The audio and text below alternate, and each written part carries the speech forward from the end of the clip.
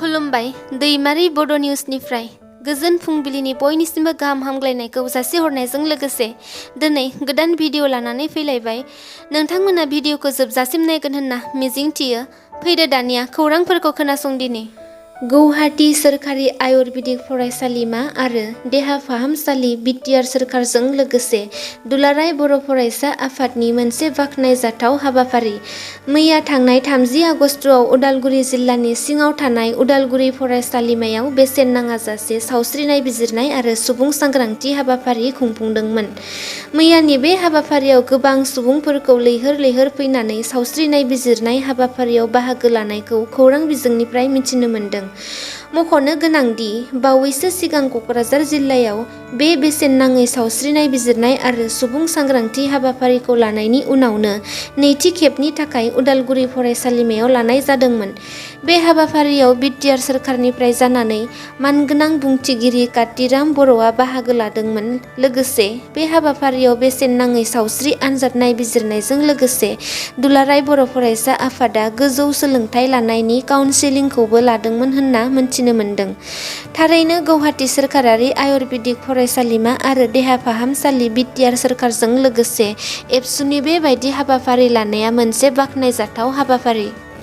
थांनाय 29 आगस्ट 2023 खालारखालि गुवाहाटीनि कारगुलि ब्रह्मपुत्र आलासि न'आव बिटिआर दफानि सोमोन्दै गिबि मन्थ्रिजों सावरायलायनाय हाबायाव बाहागो लानानै मा थांखि लानाय जादों बेनि सायाव बिटिआरनि गाहाय प्रमद बर'आ खौरां बिजोङाव फोरमायो दि बर' बिजोंनि जेंनाफोरखौ सुस्रांनो थाखाय माखासे गोख्रों थांखिफोर लानाय जादोंमोन। जेरै स्कुल प्रभिन्सियेलाइजनि फारसे आगानसे आवगायबोनानै गोजौ फरायसालिसिम प्रभिन्सियेलाइज खालामनायनि थांखि लानाय जादों। बिटिआरनि सिङाव गं 50 फरायसालि आरो बिटिआरनि बायजोआव गं 50 फरायसालिफोरखौ आपग्रेड खालामनो थाखाय थांखि लानाय जादों।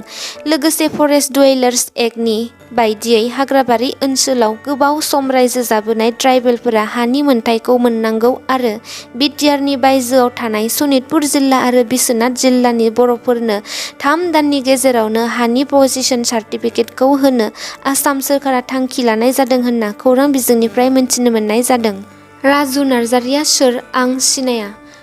राजु नार्जारिया मोजां मानसि नङा। मोजां मानसिब्ला आं दिनै रायज्लायगौमोन बे बाथ्राखौ बुंदों बिटिसिनि गाहाय बारग' हाग्रामा महिलारिया।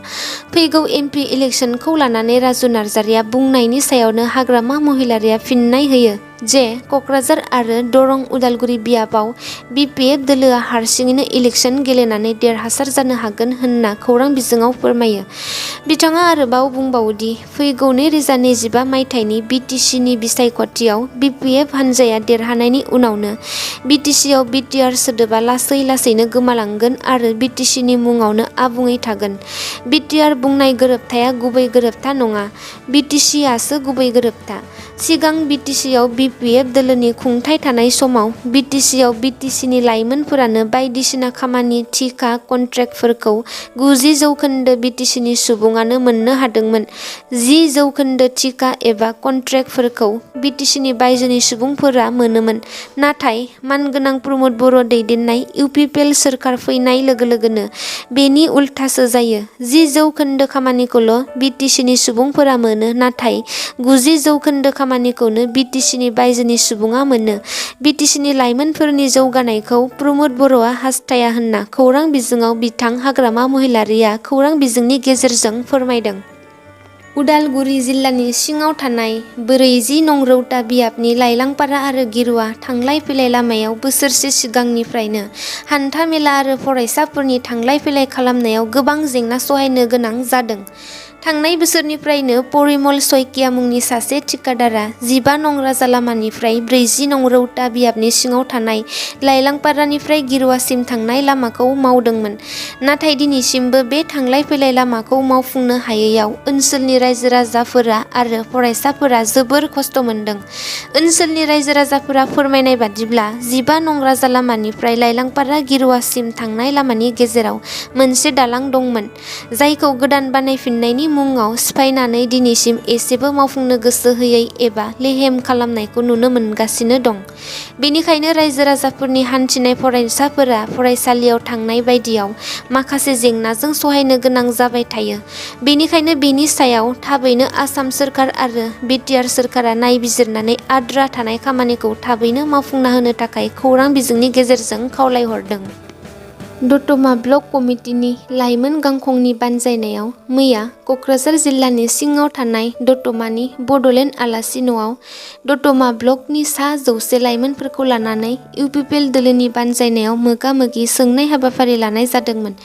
बे हाबाफारियावनो इउपिपिएल दोलोनि गाहाय नेहाथारि राजु नार्जारिया बिपिएफ हान्जानि सायाव गोख्रों अजद दिखांदों।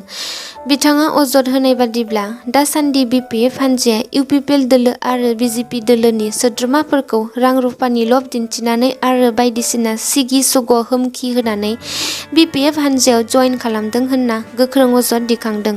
लोगोसे बिथाङा खौरां बिजोङाव फोरमायबावो दि बिपिएफ दोलोआ एमब्रायै बिपिएफ दोलोआव बेबायदि हाबहोनाया मोजां जायाखै आरो इयुनाव बेबायदि खालामब्ला इउपिपिएल दोलोनि सोद्रोमाफोरखौ बिपिएफ दोलोआव सोनो नाङा होनना खौरां बिजोङाव बुंदों।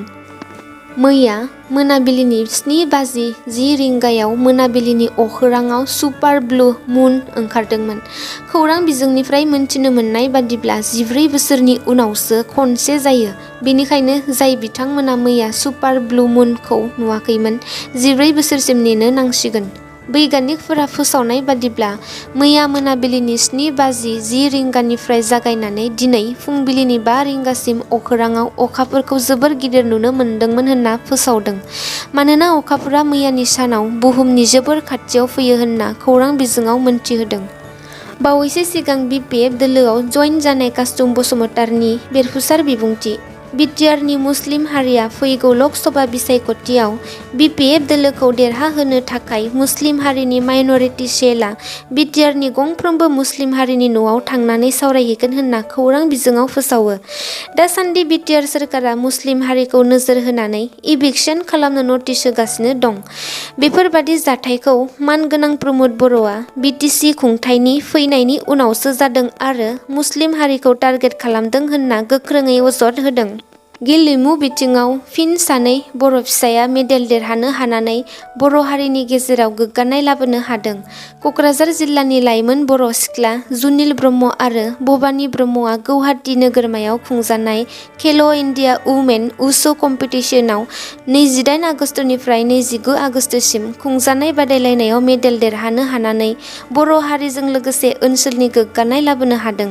खौरां बिजोंनिफ्राय मिथिनो मोननाय बादिब्ला कलकातायाव खुंजानो गोनां जनाल लेभेल खेल' इन्डिया वुशु बादायलायनायनि थाखाय सानैखौबो सायख'जादों होनना मिथिनो मोनदों। दिनैनि खौरांफोरा एसेनोसै। भिडिअखौ नायनानै मोजां मोनदोंब्ला नोंथांमोना अन्नानै लाइक, शेयार, कमेन्ट आरो साबस्क्राइब खालामनानै होदो। गोजोन्थों।